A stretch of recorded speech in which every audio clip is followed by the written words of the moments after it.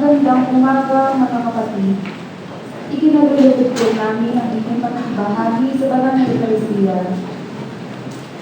Ngayon po ay ikalabing-ani na linggo sa karaniwang panahon.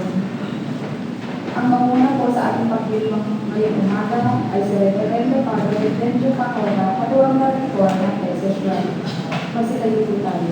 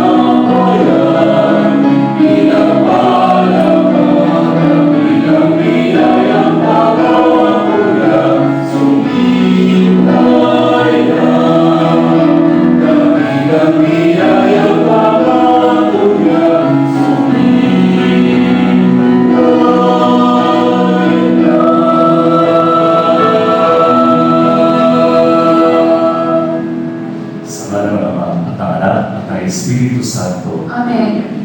Ang biyaya ng ating Panginoong Jesucristo, ang pag-ibig ng Diyos Ama, at ang pakikisa ng Espiritu Santo ay sumainyo na. At sumainyo sa paghahanda natin para sa pagdiriwang ng misteryo ng pagmamahal ni Kristo, aminin natin ang ating mga pagkukulang at hilingin sa Panginoon ang kapatawaran at lakas.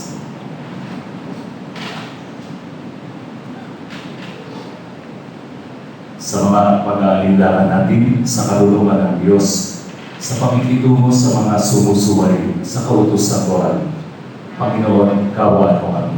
Panginoon, kaawaan mo kami. Sa pagpapabaya natin lumago sa ating ang binhi ng kasamaan, upang habang dumagay sa patuloy na pag-iral ng sama sa daigdig, Kristo, kaawaan mo kami. Kristo, kaawaan mo kami. Para sa natin pagkilos sa pagbabalik loob sa Diyos ng mga naliligaw ng landas, Panginoon, kaawaan mo kami. Panginoon, kaawaan mo kami. Kaawaan tayo ng mga panghilingang Diyos.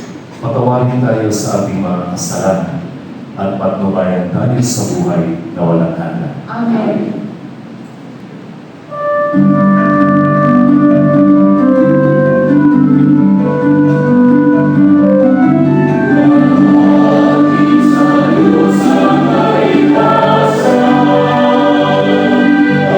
Sa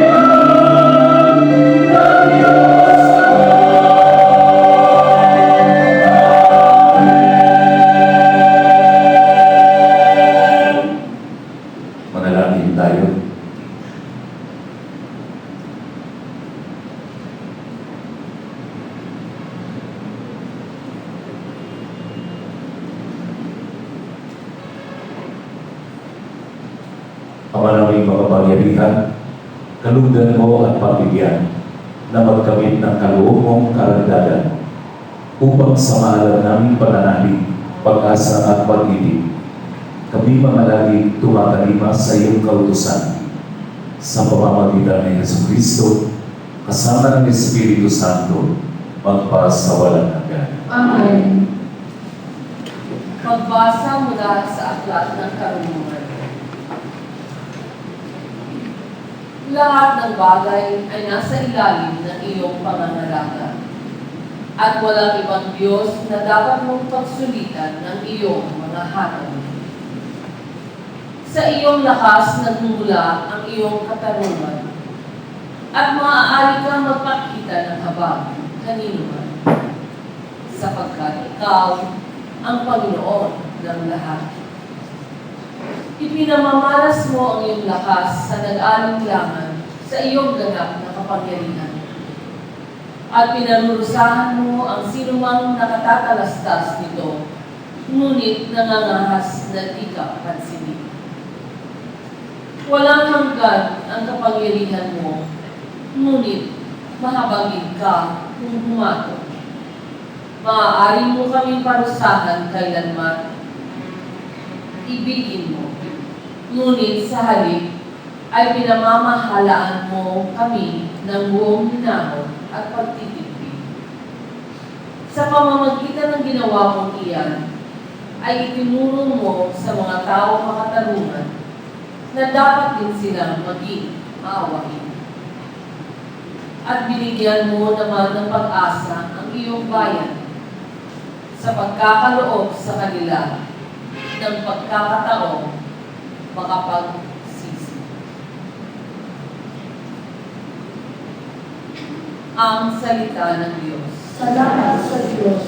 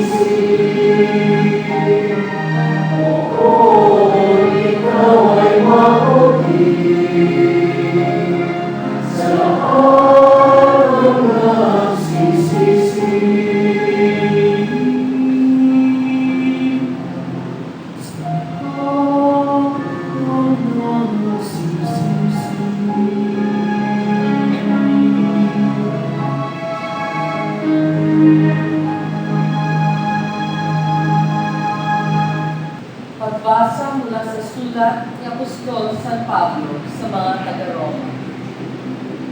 Mga kapatid, tinutulungan tayo ng Espiritu sa ating kahinaan. Hindi tayo marunong manalangin ng wasto, kaya ang Espiritu ang lumuluhog para sa atin sa paraang di magagawa ng pananalita. At naunawa ng Diyos na nakasasaliksik sa puso ng tao ang ibig sabihin ng Espiritu, sapagkat ang Espiritu'y lumuluhog para sa mga banal ayon sa kalooban ng Diyos. Ang salita ng Diyos. Salamat sa Diyos. Ang salita tayo.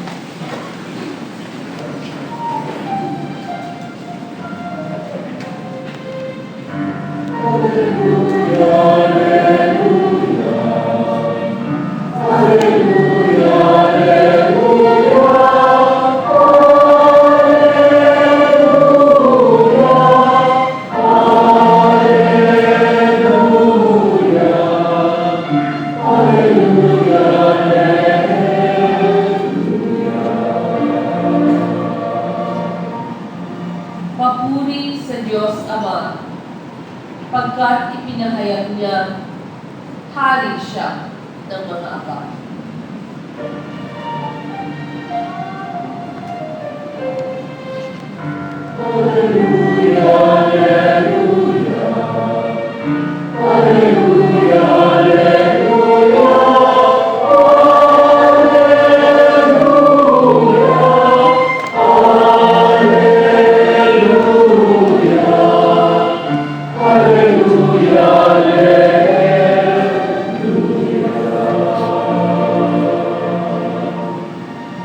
Sumainyo ang Panginoon.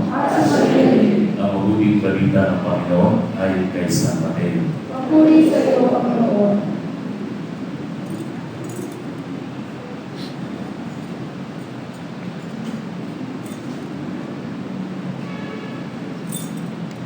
Noong panahong iyon, inilahad ni Jesus ang talinghaga ito sa mga tao. Ang paghahari ng Diyos ay katulad nito. May isang taong naghasik ng mabuting binhi sa kanyang bukid. Isang gabi, samantalang natutulog ang mga tao, dumating ang kanyang kaaway at naghasik ng masasamang damo sa trigohan. Nang tumubo ang trigo at magkauhay, lumitaw rin ang masasamang damo. Kaya lumapit ang mga alipin sa puno ng sambahayan at sinabi rito, "Hindi po ba mabuting binhi ang inihasik ninyo sa inyong bukid? Bakit po may damo ngayon?" Sumagot siya, "Isang kaaway ang may kagagawa nito."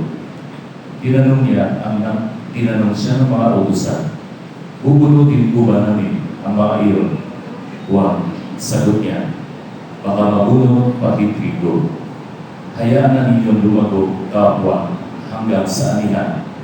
Pag-aani sasabihin ko sa mga tagapag-ani, ipunin muna ninyo ang mga damo at inyong pagpipis-pipisin upang suluhin, at ang trigo'y inyong tipunin sa aking kamali."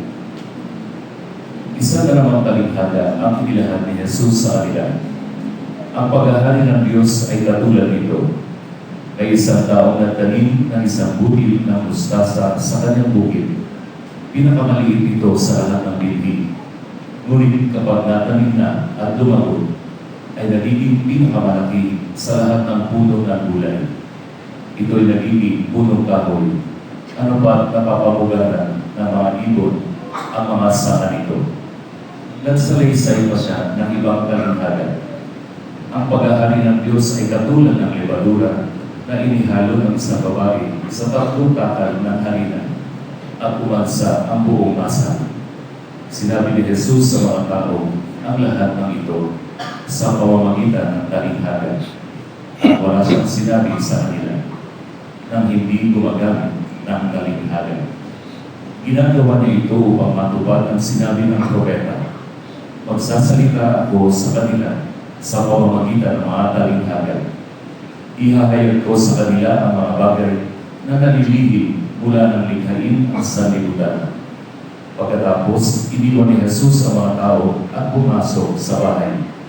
Lumapit ang kanyang mga alagad at sinabi sa kanya, "Ipaliwanag po ninyo sa amin ang kalinghagan tungkol sa masasamang dalo sa bukid." Ito ang tugon ni Jesus. Ang anak ng tao ang naghahasin ng mabuting binhi. Ang bukid ay ang sanlibutan. Ang mga taong pinaghaharian ng Diyos ang mabuting binhi, at ang mga taong pinaghaharian ng Diablo ang masasamang damo.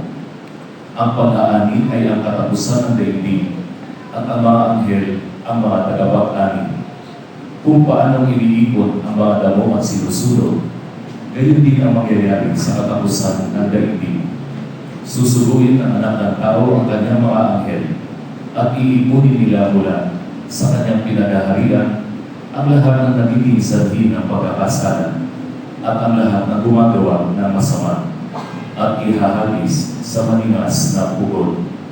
Doon mananangin sila at mangangalit ang kanilang ibig, at magliliwanag na parang araw ang mga matuwid sa kaharian ng kanilang Ama. Ang may patinig ay makinig. Ang mabuting balita ng Panginoon. Pinupuri ka namin, Panginoon Jesus Cristo. Meron po tayong kasabihan, kapag may tiyaga, mayroong nilaga. Kapag tayo ay nagtitipid, nagtitiis, at nagpapasensya, nagkakaroon ito ng tunog ng tagumpay sa bandang huli. Ito ang pinakabuod ng unang kalinghagan, at ang ating mga susunod na kalinghagan narinig natin. At sinabi si Jesus kapag siya ay nagkikwento, ay laging gumagamit ng kalinghagan. Bakit? Upang ito ay maintindihan, maunawaan ng mga tao may takot sa Diyos. Ang mga palalo, ang mga marurunong, matatalino, ay hindi agad nila mauunawaan ito dahil ang kanilang pag-iisip ay puno na kung ano ang nilalaman o ginagawa ng mundo. Meron pong isang grupo ng mga missionaries of charity sa USA, no? At sila ay naka-assign sa isang komunidad, sa isang maliit na bayan na maraming mga mahihirap, at ang mga tao doon ay karaniwan ay mga adik, kaya gumawa sila ng isang bahay, parang rehabilitation center, no? Para doon nila handungin lahat ng nagnanais na mapagaling ang kanilang pagiging pagiging adik sa mga gamot, pinagbabawal na gamot. At napakaraming mga mahihirap doon. Kaya sila ay sumusunod lamang sa yapak ng kanilang foundress na si Blessed Mother Teresa. At nung siya ay nakapasaladutan, nung buhay pa siya, ay ngayon nagtanong sa kanya, napakadaming mahihirap, napakadaming nagugutom. Ano ang mangyayari o ano ang halaga ng ginagawa mong napakaliit? At sumagot si Blessed Mother Teresa, I do not think the way you think. I do not add up. I just subtract from evil. Ganun ang ating mission. Yung ating ginagawang maliliit na bagay ay hindi man magkakaroon ng halaga sa paningin ng mga tao. Pero kung tayo ay nagtsatsaga, kung tayo ay nagtitibi at nagpapasensya, ito rin ay lalago. Magkakaroon ng bunga sa takdang panahon. There is always a time for everything. A time for sowing, a time for growing, and a time for harvesting. Maaaring tayo ay naghahasing ngayon kahit hindi natin makita ang bunga ng ating pag-ahasing.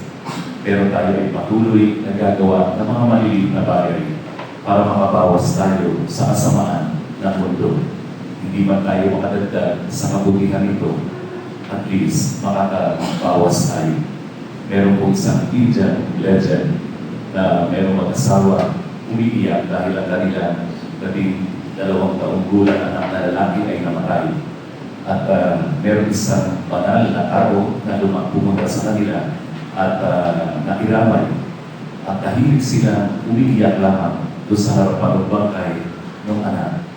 At sa katahimikan, biglang nagsalita yung tatay.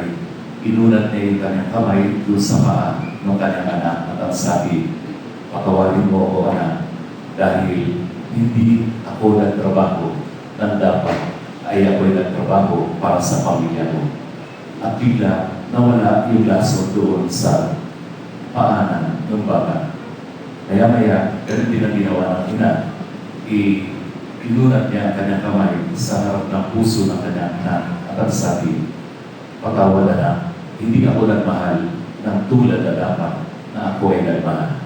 At bigla-bigla, nawala ang lason sa kanyang puso. Maya-maya rin nagsalita yung banal na tao at inunat niya ang kamay doon sa parting ulo ng bata at sinabi niya, "I have not believed in the words that I have said. I'm sorry." At bigla, nawala ang laso sa ulo, bumangon ng bata na buhay ulit. This is a legend, but this is a fact in the lesson that we learn. Pag nagbabawas tayo ng kasamaan sa mundo, tumutulong tayo sa pagbibigay ng buhay sa mundo. Nagbibigay tayo ng ng pag-asa sa mga tao na nawawalan na ng pag-asa. Lagi natin tinatanong, bakit kung sino ba yung mga kasasama? Kung sino ba yung mga nagumurakot? Kung sino ba yung mga magnanakaw? Sila ang namamayagpag sa buhay. Bakit hinahayaan ng Diyos na lagi sila maging bida sa ating lipunan? Ganun lagi ang katanungan natin kapag nakakakita tayo, nakakabasa tayo, nakakaalam tayo ng mga storya, ng mga krimen sa lipunan. Bakit hinahayaan ng Diyos na mangyari ang kasamaan? At dito sa talikhaga ito, nakikita natin kung paano katyaga ang Diyos sa atin para magbalik loob at magsisi sa ating kasalanan. Our task is not to do away with evil. Our task is to, in our own little way, do good, be patient with the rest of humanity. Hindi ang kalakaran sa mundo ay ganoon din ang nangyayari sa kalakaran sa simbahan. Maraming tao rin ang masasama, maraming tao rin ang mabubuti. At itong kalakaran na ito ay nangyayari din mismo sa ating pagkatao, sa ating puso. Nakikita natin sa ating sarili na may mga bagay na nais natin iwaksi sa ating buhay, pero hindi natin magawa. Gusto natin bumalik, pero kadalasan, yung kasamaan ang ating ginagawa. Kaya nagtatalo lagi ang kasamaan at ang kabutihan.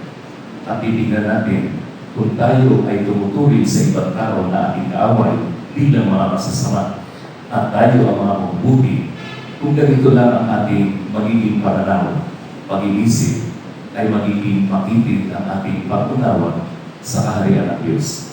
Sinabi niya, "Mahal ko ang mga makasalanan, mahal ko ang mga matutuwid." Minamahal tayo ng Diyos, hinihintay niya tayo. Ganoon siya katyaga para tayo ay magbago, para muli magbalik loob sa Kanya at pagsisihan ng ating mga kasalanan. Maaaring iba ang pamantayan natin ng kung sino ang banal at kung sino ang masama. Pero sa Diyos, pantay-pantay tayong lahat. Tayong lahat ay Kanyang mga anak. Tayong lahat ay Kanyang minamahal. Tayong lahat ay hinihintay niya upang magbago at magbalik loob sa Kanya. Amen.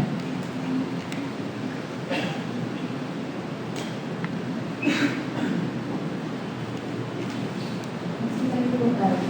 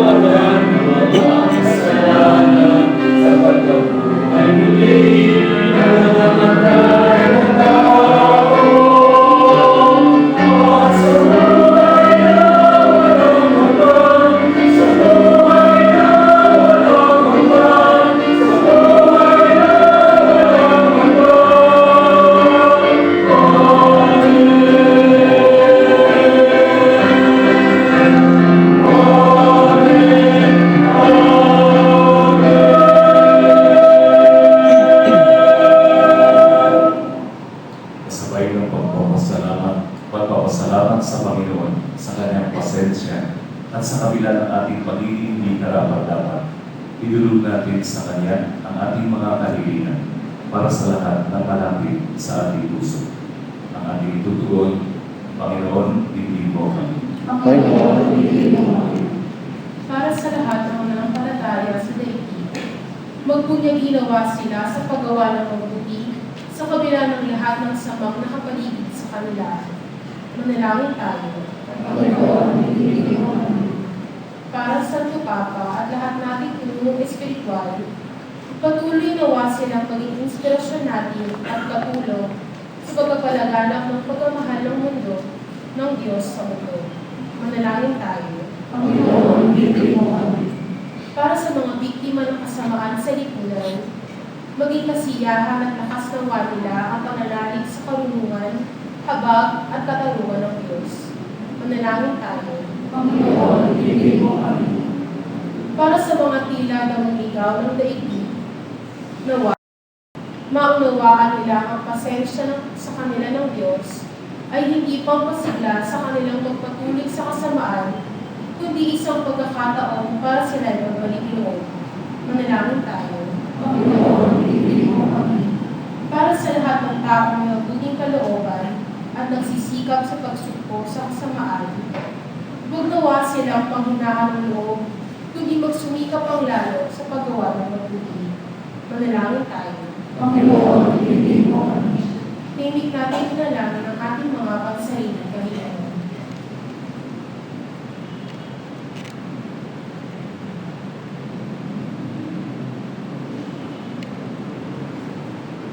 Manalangin tayo. Panginoon, hindi mo kami. Diyos ng awa at kaluluwan, tulungan mo kami ibuli ang sama sa aming mga puso at pagsikap para sa pagbabalik loob ng mga sumusunod sa masama. Lahat nawa kami magpunyagi sa paglilingkod sa iyo hanggang marating namin ang kaharian sa kaganapan nito kung saan ka nabubuhay at nag-aari ng walang hanggan. Amen. Susuko tayo. Ang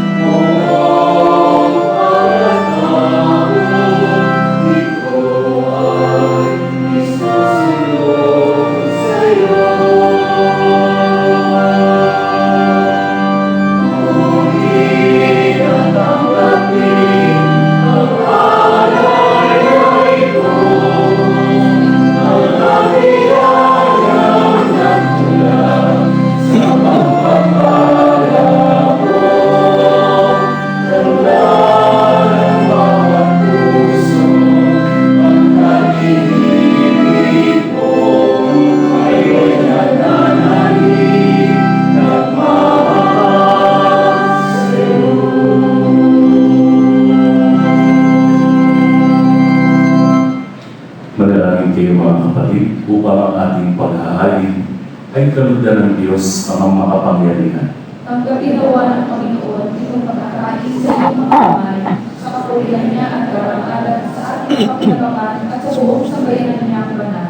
Ama naming lumikha, lahat ng iyong mga paghahain ipinagutos noong araw ay iyong pinagtibay sa isang hari hantungan ng tanan. Tanggapin ang ginaganap ngayon ng iyong mga lingkod at paspasan mo ito sa kabanalan gaya ng iyong kaloob sa mga alay ni Abel na lubha mong ikinalugod upang ang mga handog ng bawat isang nagbigay para sambahin ang banal mong ngalan ay magkamit ng karagdagan mong kasiyahan sa pamamagitan ni Jesucristo kasama ng Espiritu Santo magpasawalang hanggan. Amen. Sumainyo ang Panginoon. At sumayin. Itaas sa Diyos sa inyong puso at diwa. Itaas namin sa Panginoon. Pasalamatan natin ang Panginoong ating Diyos. Marapat na siya ay pasalamatan. Ama naming makapangyarihan, tunay ng marapat na ikaw ay aming pasalamatan. Kahit na ikaw ay pinagtaksila ng sangkalauhan, ikaw ay patuloy pa rin sa iyong pagmamahal. Ikaw na ang nagpuno sa aming pagkukulang. Ikaw pa rin ang nagsugo ng tutubos sa tanan. Ang sugo mong anak ay naging di na iba sa amin. Bagamat di niya tinulangan ang aming pagkamasuway. Niloob mo ito upang iyong mamalas sa aming pagkatao ang giliw mong anak. At kami tunghayan mong may pag-ibig na tulad ng pagtatali mo sa Kanya ng higit sa lahat. Ang katapatan niya sa iyong walang mali ay nagpapanumbalik na muli sa amin ng iyong kasiyahan, ng iyong pagtingin sa aming ibinaksin noong ikaw ay aming suwayin. Kaya kaisa ng mga anghel na nagsisiawit ng papuri sa iyo nang walang humpay sa kalangitan, kami naguguli sa iyong kadakilaan.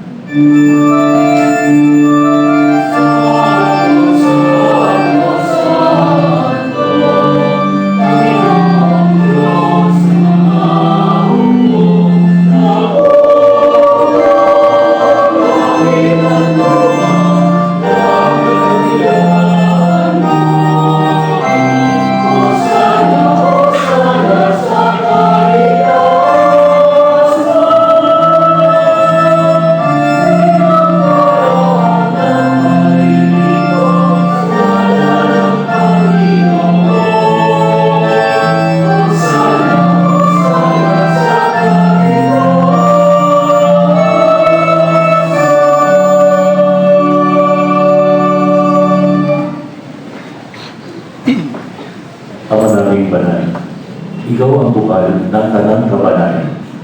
Kaya sa pamamagitan ng iyong Espiritu, gawin mong banal ang mga kaloob na ito upang para sa amin maging katawan at dugo ng aming Panginoong Jesucristo. Bago niya pinagtiis ang kusang loob na maging handog, hinawakan niya ang tinapay. Pinasalamatan kanya. Pinaghating-hati niya iyon. Pinabon sa kanyang mga alagad at sinabi, tanggapin ninyong lahat ito at kanin. Ito ang aking katawan na ihahandog para sa inyo.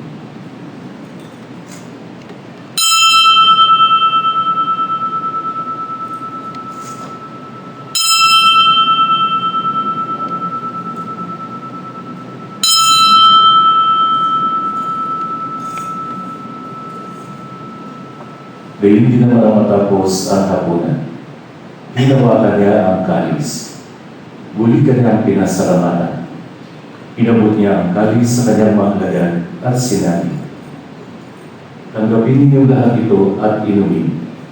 Ito ang kalis ng aking dugo, ng bago at walang hanggang tipan.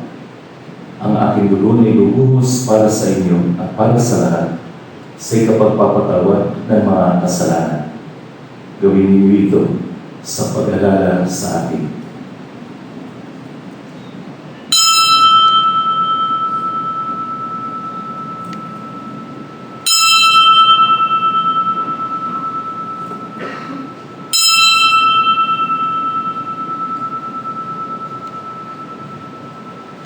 Ang misteryo ng pananampalataya.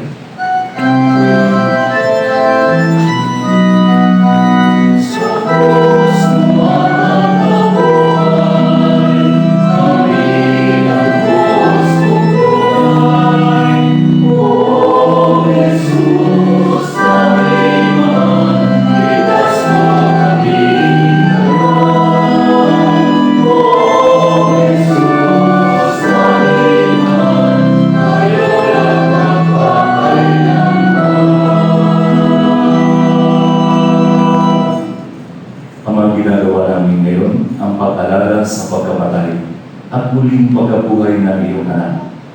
Kaya inialay namin sa iyo ang tinapay na nagbibigay buhay at ang kalis na nagkakaloob ng kaligtasan. Kami nagpapasalamat dahil kami iyong nilarapan na tumayo sa harap mo para maglingkod sa iyo. Isinasamo namin kami magsasalo-salo sa katawan at dugo ni Kristo ay mabuklod sa pagkakaisa sa pamamagitan ng Espiritu Santo. Amalingapin mo ang iyong simbahang laganap sa buong daigdig. Puspusin mo kami sa pag-ibig kay San Francisco na aming Papa at ni Luis Antonio na aming Obispo at ng Tanang Kapalian. Alalahanin mo rin ang mga kapatid naming nahinday nang may pag-asa sila'y muling mabubuhay. Gayun din ang lahat ng mga pumanaw. Kaawaan mo sila at patuloyin sa iyong kaliwanagan. Kaawaan mo at palindapatin kami lahat na mga salo sa iyong buhay na walang wakas. Kaysa na mahal na Birhen Maria na ina ng Diyos, ng kabiyak ng puso niya si San Jose. Kaysa mga apostol at ng lahat ng mga banal na namuhay dito sa daigdig ng halulugod sa iyo. May pagdiwang nawa namin ang pagpupuri sa ikararaan mo sa pamamagitan ng iyong anak na aming Panginoong Heso Kristo. Sa pamamagitan ni Kristo, kasama niya at sa Kanya, ang lahat ng parangal at papuri ay sa iyo, Diyos Amang makapangyarihan, kasama ng Espiritu Santo, magpa sa walang hanggan.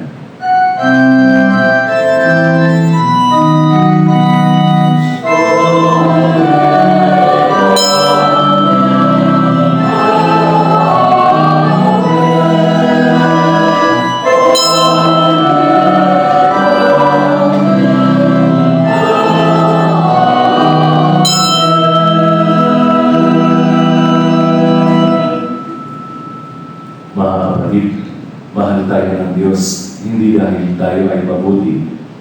Mahal tayo ng Diyos dahil ang Diyos ay mabuti. Nananalig sa kabutihan ito, lakas loob tayo tumulong sa Ama.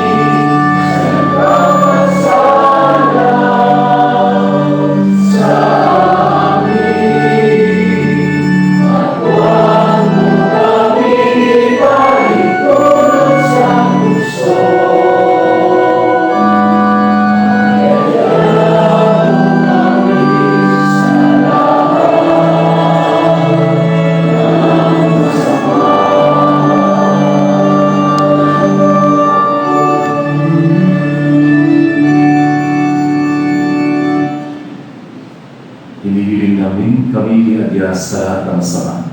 Pagkalooban ng kapayapaan araw-araw.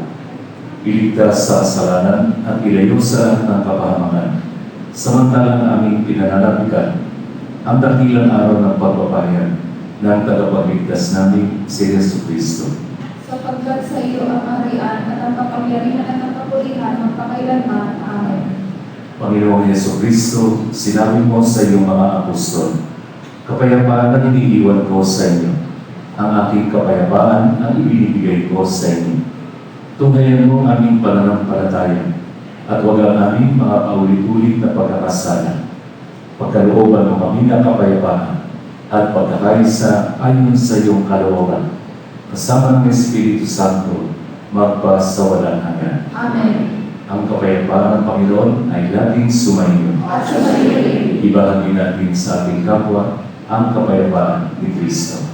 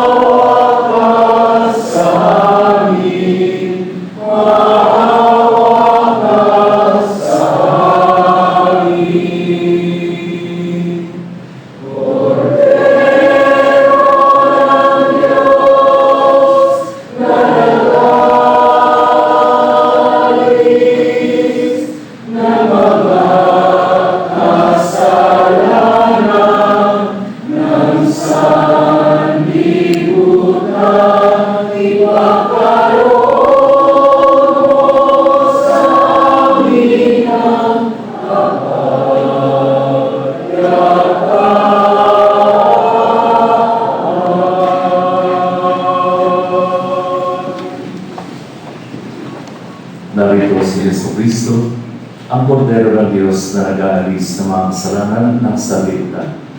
Mapapalad tayong mga inaanyayahan niya sa kanyang banal na bibig. Panginoon, hindi ako dapat na magpatuloy sa iyo, ngunit sa isang salita mo lamang ay gagawin na ako.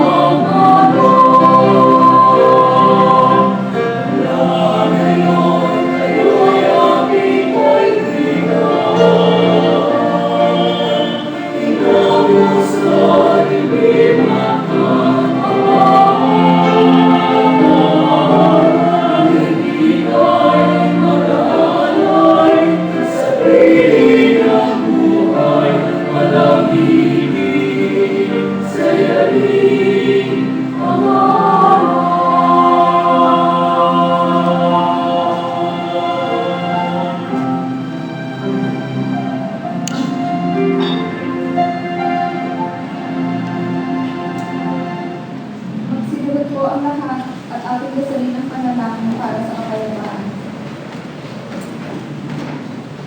Panginoon, sa panahon ng pangangailangan, ay humihingi kami ng tulong bunga ng aming pagkamulat sa nagbabantang pagkawasak ng kapaligiran ipinagkaloob ninyo sa amin, bunga ng matawakang paglalaban ng ideolohiya sa iba't ibang panig ng mundo. Pagkalooban ninyo kami ng sapat na lakas upang maipalaganap ang kabutihan, katarungan, pagmamahalan at kapayapaan. Sa gitna ng labanan, ituro ninyo sa amin ang pagtutulungan, sa kasaganaan, ang pagbibigayan, sa karalitaan, magkaroon po sana ng maayos na pamumuhay. Kung mangingibago ang pagkamakasarili, ituro ninyo sa amin ang kababaang loob. Sa kawalan ng katarungan, matutunan sana namin ang pagsisisi at pagbabalik loob sa Diyos. Kung may di pagkakaunawaan, magkaroon po sana ng pagkakasundo at pagkakaisa. Sa kawalan ng pag-asa, maihatid po sana namin ang mabuting balita. Turuan mo kami kumalina sa halip na palinain, maglingkod sa halip na paglingkuran. Huwag po sana kami maghangad ng karangyaan at punuin niyo kami ng inyong pag-ibig at kaluwalhatian. Pahintulutan ninyo kami maging katulad ninyo, sapagkat sa ganitong paraan lamang namin matatagpuan ang tunay na kahulugan ng buhay na makapagbibigay sa amin ng bagong pag-asa. Amen. O Maria, Reyna ng Kapayapaan, panalangin ka. Magsitayo po tayo. Panalangin tayo.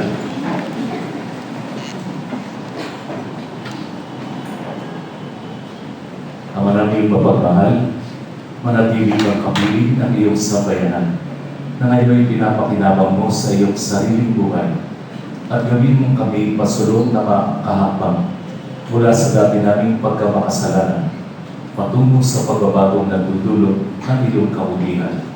Sa pamamagitan ni Jesucristo, kasama ng Espiritu Santo, pagpasawalan natin. Amen. Sandali po namin hinihiling ang inyong pansin. Nais po namin ipaalam sa lahat na simula sa unang linggo ng Agosto taong kasalukuyan ay ipatutupad ng SSRI ang angkop na kasuotan sa loob ng simbahan o ang proper attire inside the church na malaon ng ipinatutupad sa mga simbahan sa buong bansa. Maglalagay po ang shrine ng mga posters tungkol dito sa lahat ng entrances ng ating simbahan upang magsilbing gabay ng lahat. Ang mga hindi makasunod sa ating dress code ay pahihiramin ng shawls upang gamitin sa oras ng komunyon. Ang mga shawls ay ibabalik sa mga ushers pagkatapos ng komunyon. Inaasahan po namin ang inyong pagtiisa sa pagtupad ng ating dress code at ipakita natin ang higit na pagbibigay halaga sa karingalan ng Eucharistia sa pamamagitan ng angkop na pananamit sa loob ng simbahan. Maraming pong salamat ang magina po natin ang huling paglalaspan. Sumainyo ang Panginoon. At sumayin. Magpalain kayo ng mga pangyarihang Diyos, Ama, Anak, at Espiritu Santo. Amen. Tapos na ang ating pag-iwan, umayo kayong tagal ang pag-ibig at kapayapaan ni Kristo. Salamat sa Diyos.